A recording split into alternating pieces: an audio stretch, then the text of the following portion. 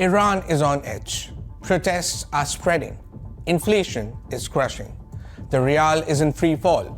From Tehran to provincial towns, demonstrations have now hit hundreds of locations. The anger is raw. The message is blunt. People can't survive like this anymore. And now, a claim that has set the region buzzing. Reports suggest Iran's supreme leader, Ayatollah Ali Khamenei, may be preparing an escape plan.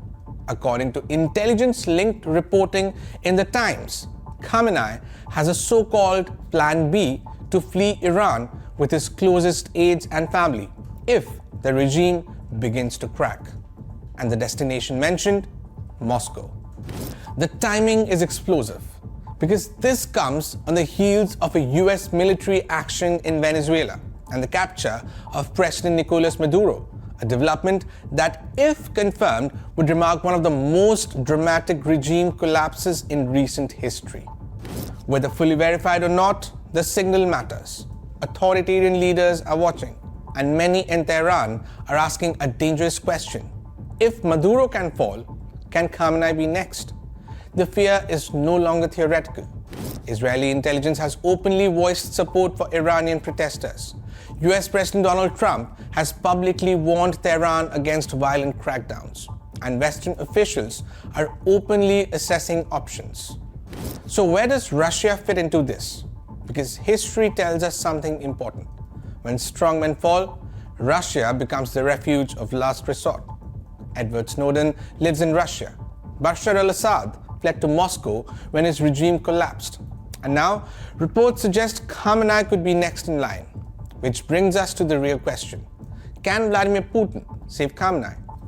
The Russia-Iran relationship is deep but transactional. Moscow and Tehran cooperate on arms, drones, oil sanctions evasions, and opposition to the US-led world order. Iran has supplied drones used in Ukraine.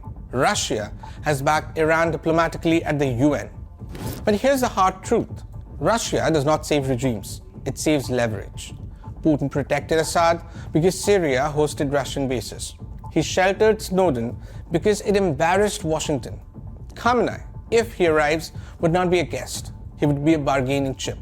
And of course, there are limits. Russia is already stretched by war and sanctions. Taking in Iran's supreme leader would mean directly confronting the West and inflaming unrest across West Asia. More importantly, asylum does not equal power. Assad in Moscow is alive but irrelevant, safe but finished. And that's the warning echoing through Tehran. If Khamenei flees, the regime is already lost, because revolutions don't end when leaders escape. They end when fear collapses. And right now, fear in Iran is fading quite fast. Whether Moscow can offer protection is one question, but whether it can offer legitimacy, that answer is already clear. It can't. And that may be what worries Tehran the most. This is Rishish Kanjalal for India Today Global.